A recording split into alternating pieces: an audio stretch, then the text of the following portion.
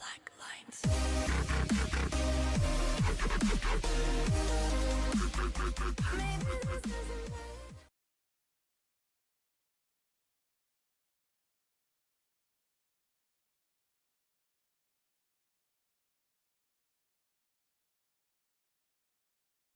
Hello and welcome to the first episode of Cast News.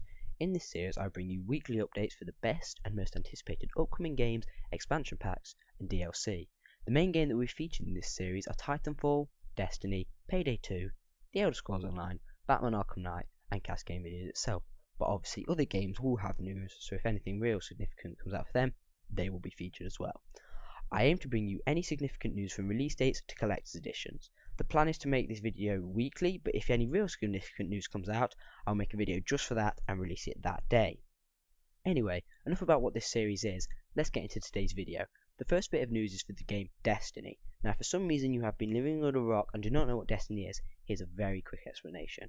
Destiny is an action game from the creators of Halo, set in a mysterious future where only one city remains on Earth as the rest of our once great empire has collapsed and nothing is left but ruins. You play as a guardian of the last city and it is your destiny to venture forth and push back our enemies. The game is primarily an FPS but with strong MMO and RPG elements too, and it is set to be one of the biggest releases of the past few years.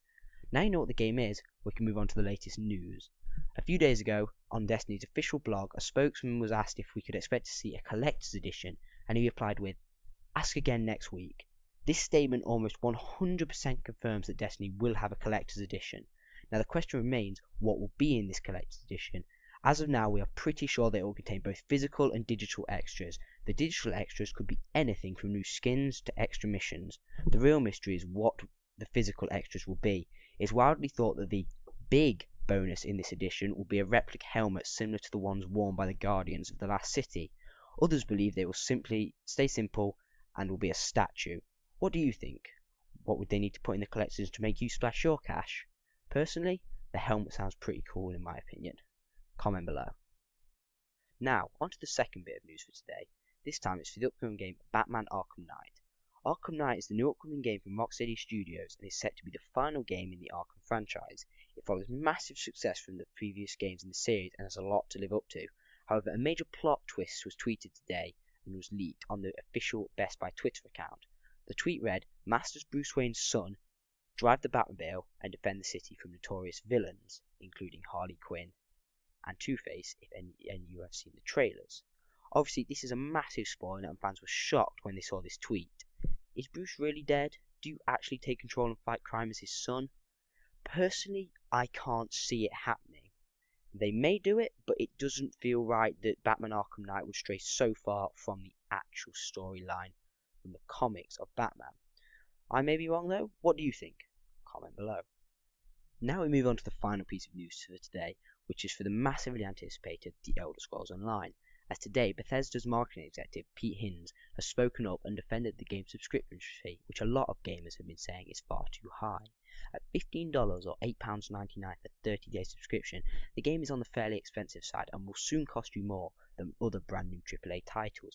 Despite this, Hines said, "It's the right decision for the right reasons." He followed this up with, "If we're providing the kind of content people want to see when they're like, 'This is awesome, I'm having a blast, this is totally worth it, and I'm having fun,' then the subscription totally works."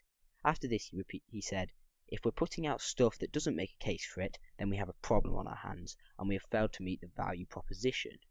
Personally, I feel that subscription is a good idea for the game, but it is slightly too expensive. How do you feel?